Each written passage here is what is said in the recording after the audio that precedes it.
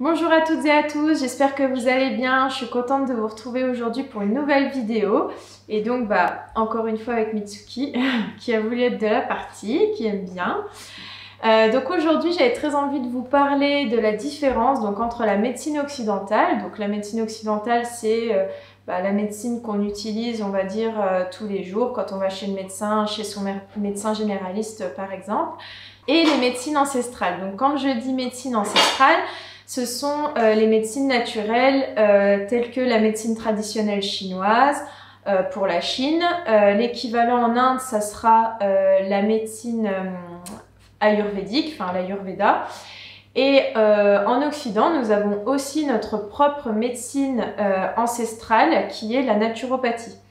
Voilà, donc j'avais très envie aujourd'hui de vous parler de la grande différence entre la médecine moderne et ces médecines ancestrales qui sont des médecines naturelles. Alors je ne vais pas détailler chacune des médecines ancestrales naturelles. Si ça vous intéresse, dites-le moi en commentaire et ça pourrait éventuellement faire l'objet d'une autre vidéo.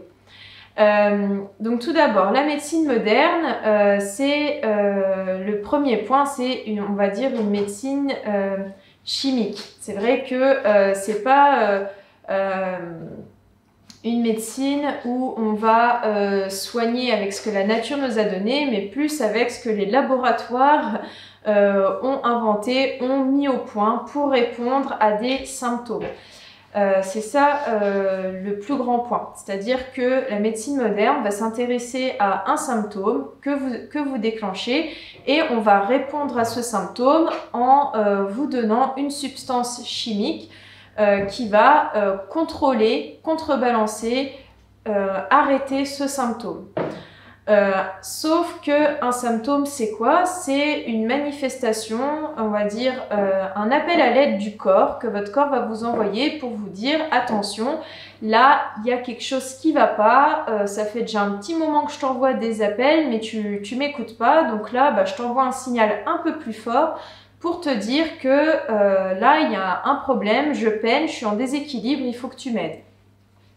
Donc le problème, quand on va répondre à un symptôme avec la médecine moderne, c'est qu'on va dire au symptôme « tais-toi ». Par exemple, s'il y a une inflammation, on va donner un anti-inflammatoire qui va bloquer au niveau chimique cette inflammation et stopper cet appel à l'aide du corps. S'il y a une douleur, pareil, on va donner des antidouleurs. Donc on va cacher, on va éteindre le symptôme. On va dire au corps « tais-toi ». Donc voilà, je caricature, je simplifie au maximum, mais en gros, c'est ça. Alors que en médecine naturelle, ancestrale, en naturopathie, en médecine... Alors, la médecine chinoise, c'est encore particulier, c'est encore différent, mais pareil, là, j'essaie vraiment de simplifier les choses.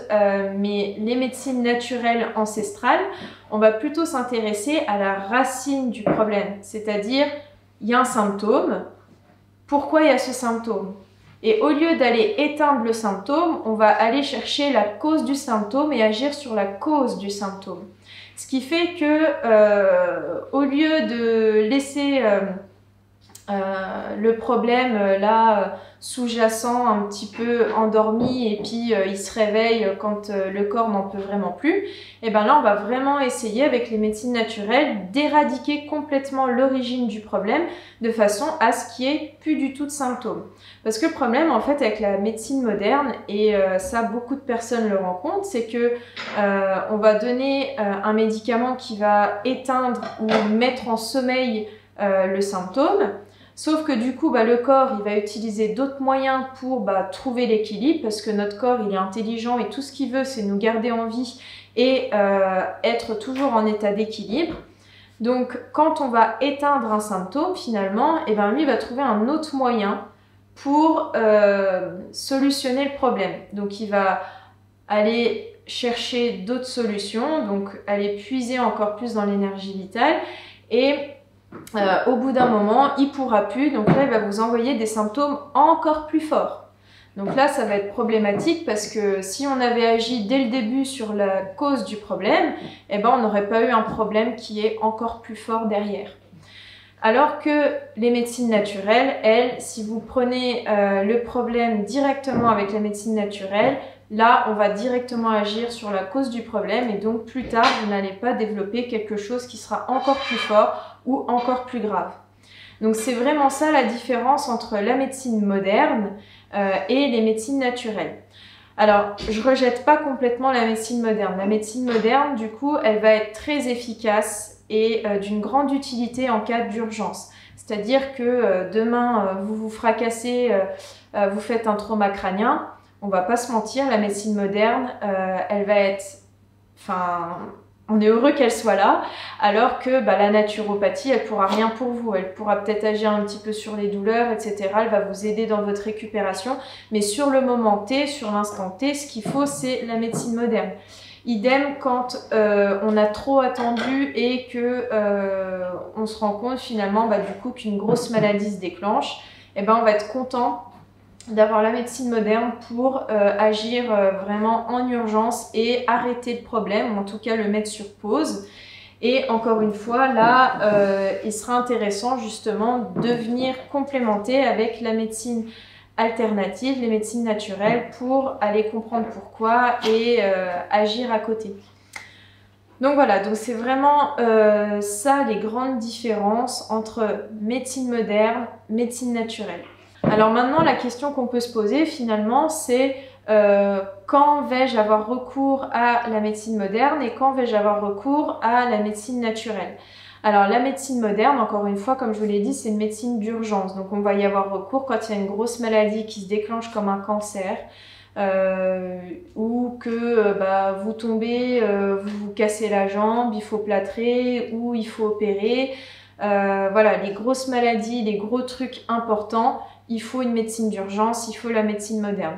Maintenant, quand on a par exemple une maladie chronique comme une fibromyalgie, une polyarthrite rhumatoïde, un syndrome du côlon irritable, des hémorroïdes, des problèmes de conception. Donc ça, c'est des trucs, on va dire, qui sont un petit peu latents, qui sont chroniques, et c'est finalement les nouvelles maladies du monde moderne. Et ces maladies-là, elles apparaissent non pas parce... Enfin, il y a un dysfonctionnement interne, mais ce dysfonctionnement interne, il a été causé à cause du mode de vie moderne.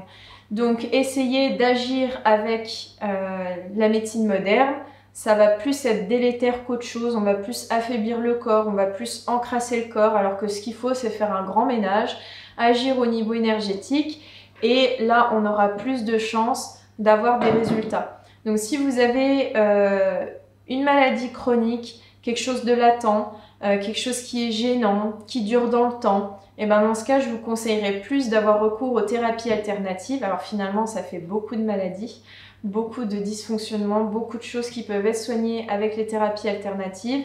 Mais oui, c'est le cas, on peut soigner énormément de choses avec les thérapies alternatives. Et ça va être beaucoup plus efficace dans certains cas que la médecine moderne. Donc voilà, donc... j'espère que vous avez bien compris ce que je voulais en tout cas vous faire passer comme message dans cette vidéo. C'est que voilà, la médecine moderne, on ne peut pas la rejeter, elle est utile en urgence, mais que maintenant pour tous les problèmes, les maladies, les trucs latents qu'on rencontre dans le quotidien, en fait pour la majorité des cas, les thérapies alternatives vont être plus efficaces, plus intéressantes, et elles vont en plus de ça mieux comprendre pourquoi il y a une maladie qui se développe, pourquoi il y a un symptôme qui se développe, parce que des fois la médecine moderne aussi, elle va pas savoir vous expliquer pourquoi vous n'arrivez pas à avoir d'enfant, pourquoi vous avez un syndrome du côlon irritable, pourquoi vous avez développé un cancer, pourquoi ci, pourquoi ça, et souvent la réponse qu'on va vous donner c'est « Ah c'est la génétique ». Sauf que la génétique, c'est une chose et l'épigénétique, c'est une autre chose. Ça fera aussi, j'en parlerai dans une autre vidéo. Mais donc voilà, c'est en ça que on devrait s'intéresser plus aux thérapies alternatives, et elles devraient complètement être intégrées à la médecine moderne. Et je pense que si la médecine moderne était plus ouverte aux thérapies alternatives, il y aurait beaucoup plus de gens en bonne santé.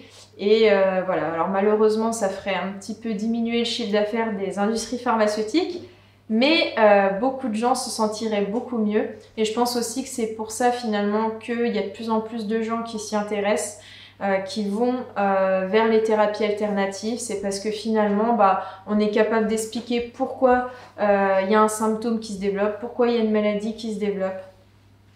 Donc voilà. Mais écoutez, j'espère que cette vidéo vous aura plu, que j'aurai été claire. Si vous avez des questions, n'hésitez pas à les poser en commentaire.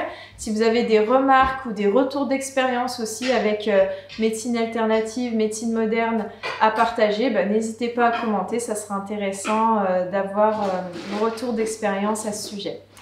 Voilà, je vous dis à bientôt pour une nouvelle vidéo. Ciao!